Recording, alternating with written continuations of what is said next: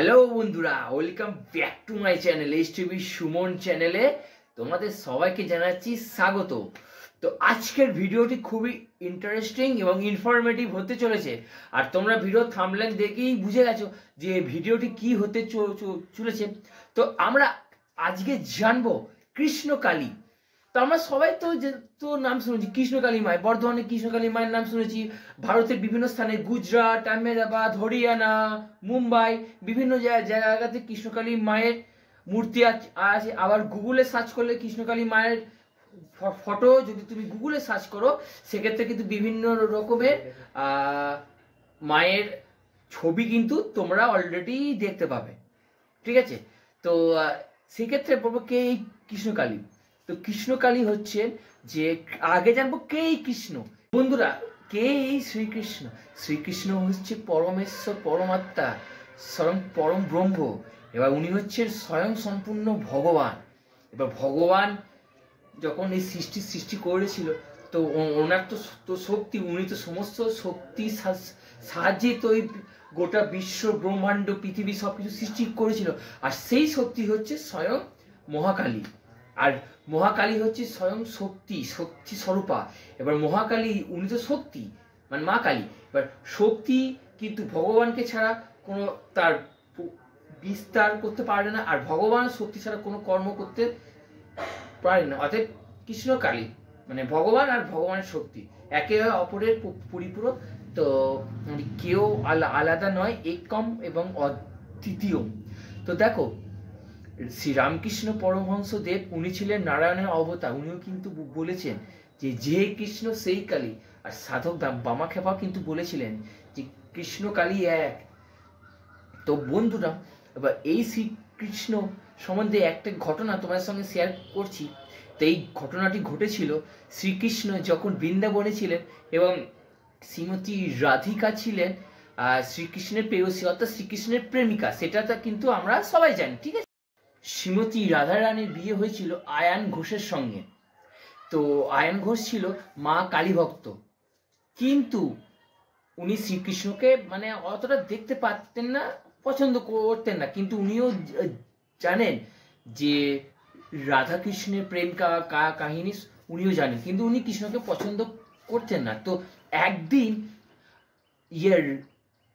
একদিন আয়ান ঘোষ বাইরে গিয়েছিল মাঠে গরু চড়াতে। আর সেই সময় রাধা রানী শ্রীকৃষ্ণকে আর কি নিজের বাড়িতে ডেকেছিলেন, মানে শ্বশুর বাড়িতে আর কি, মানে আয়ান ঘোষের বাড়িতে আর কি ডেকেছিলেন।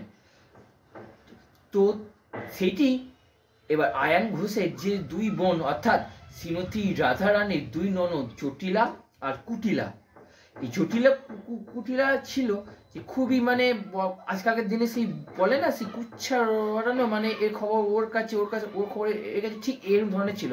তো সেই খবরটা গিয়ে জানায় আয়ান ঘোষকে। এবার আয়ান ঘোষ তো রেগে যায়। এবার আয়ান ঘোষ তখন মাঠ থেকে ছুটে আসে শ্রীকৃষ্ণের কাছে। তো দেখতে চাই যে সত্যি কি কৃষ্ণ আছে। যদি কৃষ্ণ থাকে তাহলে আমি কৃষ্ণকে ঘর থেকে বার করে দেবো এবং রাধিকাকে আমি শাস্তি দেবো। তো তখন স্বয়ং অন্তর্যামী ভগবান কিন্তু বুঝতে পারেন যে আয়ান ঘোষ কিন্তু আসছে, মানে আমার মানে রাধা রানীর দিকে আসছে, মানে আমাকে ঘর থেকে তাড়াবে এবং রাধিকাকে শাস্তি দেবে। তো শ্রীকৃষ্ণ অন্তর্যামী ভগবান তো বুঝতে পারছো, তো উনি কিন্তু সেটা বুঝতে পারেন। তখন শ্রীকৃষ্ণ রাধা রানীকে সবটা বলেন যে আয়ান আসছে, তো আমাকে দেখলে ও হয়তো রেগে যেতে পারে। তো সেই জন্য আমি মা কালীর বিগ্রহ হয়ে যাচ্ছি, তো তুমি আমাকে কালী রূপে পুজো করো, তাহলে আয়ান ঘোষও খুশি হবে, তাহলে কোনো সমস্যা হবে না। তো তারপরে শ্রীকৃষ্ণ কালী রূপ ধারণ করে। তারপর আয়ান ঘোষ যখন বাড়ি আসে, এসে রাধিকা বলে ডাকতে শুরু করে। তো দেখে যে রাধা কিন্তু কোনো দরজা খোলে না। তখন রাগ করে দরজাটাকে এক প্রকার মানে বলপূর্বক দরজাটাকে ভেঙে ফেলে। এসে দেখছে যে রাধিকা তন্ময় হয়ে পুজো করছে। কার পুজো করছে? না, মা কালীর পুজো করছে। সেটা আয়ন ঘোষ দেখতে পারে, কিন্তু আয়ন ঘোষ জানতে পারে না যে কৃষ্ণকালী এক, যে কৃষ্ণ সেই কালী।